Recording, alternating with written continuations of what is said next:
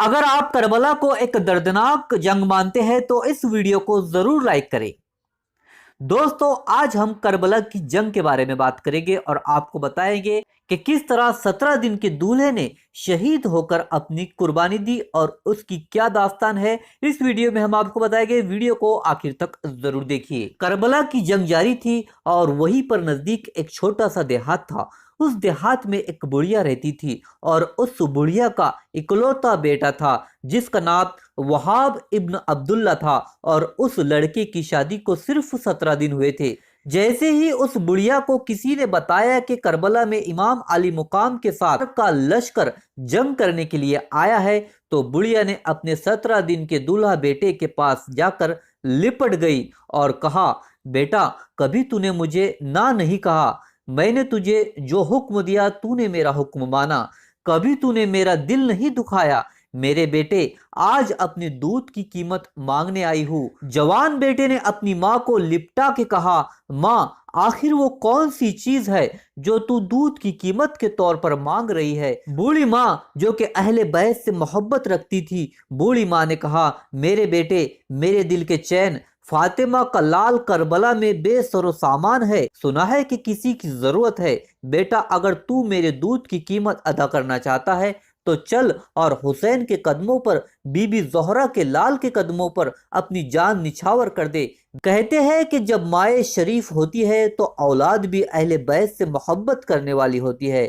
اس 17 دن کے دولہا نے کہا کہ ماں یہ تو میری سعادت ہے۔ اپنی بیوی کو کہا کہ دیکھو میری ماں نے یہ بات کہی ہے اور مجھے پتہ چلا ہے کہ مولا حسین کی آل پر وقت آیا ہے، میں ان کے لیے اپنی جان دے دوں گا، تمہارا سہاگ دے کر شہر بانوں کے سہاگ کو بچانا ہے۔ بیوی نے جب یہ سنا تو کہا، آپ اکیلے نہیں جائیں گے کیونکہ میں بھی اہل بیت کی کنیز ہوں، اگر آپ کو بی بی زہرہ کی بارگاہ میں سرخ رو ہونا ہے تو میں نے بھی سرخ رو ہونا ہے، مجھے بھی لے کر چلو۔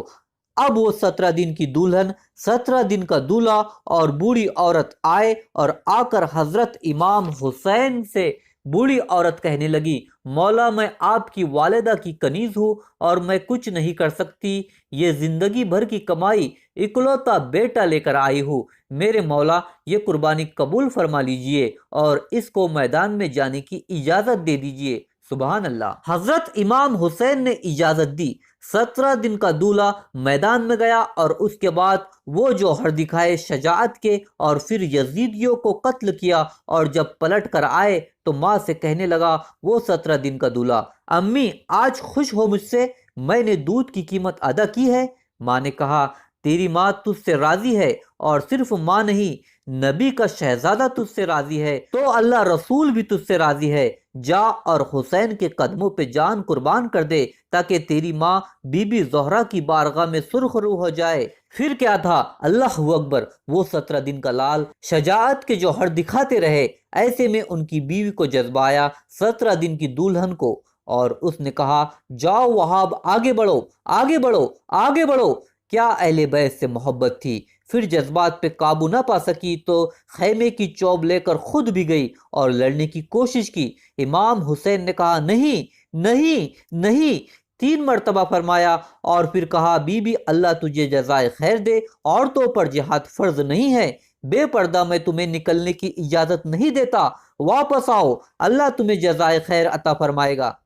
دیکھیے، ایک عورت دین کی حفاظت کے لیے نکلتی ہے تو حسین کی چیخیں نکل جاتی ہے، امام حسین تڑپ جاتے ہیں اور کہتے ہیں، واپس پلٹو، واپس پلٹو۔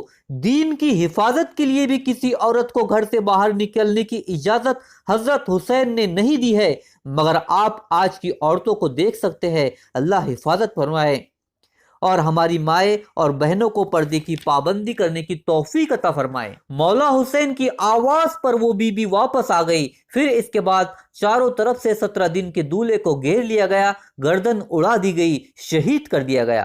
حضرت حسین وہ گردن لے کر آئے اور اس بوڑھی ماں کے ہاتھ میں دی اور کہا، لے اللہ تیری قربانی کو قبول فرمائے۔ اس بڑھیا نے اپنے بیٹی کی پیشانی کو چوم کر کہا، بیٹا تو نے اپنی ماں کے دودھ کا حق ادا کر دیا۔